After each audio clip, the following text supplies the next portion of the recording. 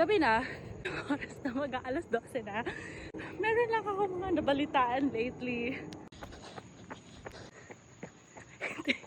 Hindi ako pro. Oh my goodness. Naninibaga ako. Ba't ka ba ito ginagawa?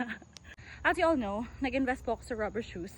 Tatakbo ako ng 5K sa Daytona next month. And wala akong ka-training. Ginawa ko lang yan kasi nag-register ako. Kasi in-invite ako ng friend ko. Para daw, it's part of moving on. Ganon. Itakbo ko daw. And tonight, it's already past 12 a.m. It's one of those days na kailangan ko talaga tumakbo. I'm very thankful to one of my friends. Siya yung nag-push sa akin. This guy, na-post ko naman na siya sa YouTube channel natin. Very long time, I took a screenshot of our conversation. Kasi he was part of an actual Facebook group chat that was created many years back. This guy, his name is JP. He's my kuya. Taga siya, taga Laguna.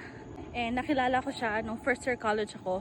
And we are very close since nagkakilala kami. Hanggang sa ang dami na nangyari sa buhay namin, nagkandaletse-letse na, naging long distance friendship relationship kami. And he's one of those people na he's always one call away. And I just want to mention as well na tatlo kasi lang talaga kami dun sa group chat namin na yun, na diary ni Divina sa Facebook na yun. It was me, Kuya JP, and si Brian. I call him Papa Bry. Sabi niya sa akin, nagpapalit ako ng rubber shoes ko.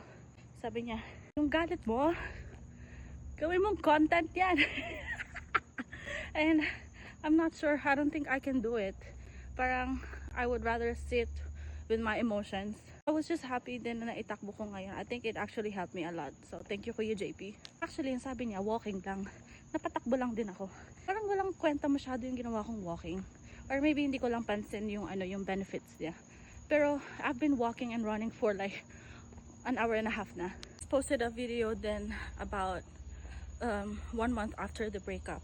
Definitely I will check up with you guys again after a month, and the title is gonna be 2 months after the breakup, and I can't wait to see what's the progress within 1 month. If you're new to this channel, welcome to my diary, and let's all welcome din dito sa YouTube channel natin si Kuya JP. Hi Kuya JP. Oh, ayan na, bagong gising yung kuya nating lahat. Hindi ko alam kung ano bang oras na sa Pilipinas. Malamang-lamang tanghaling tapat. Kakagising lang ang walang ya. Ni-stalk to niyan yung YouTube channel natin. Okay, bye!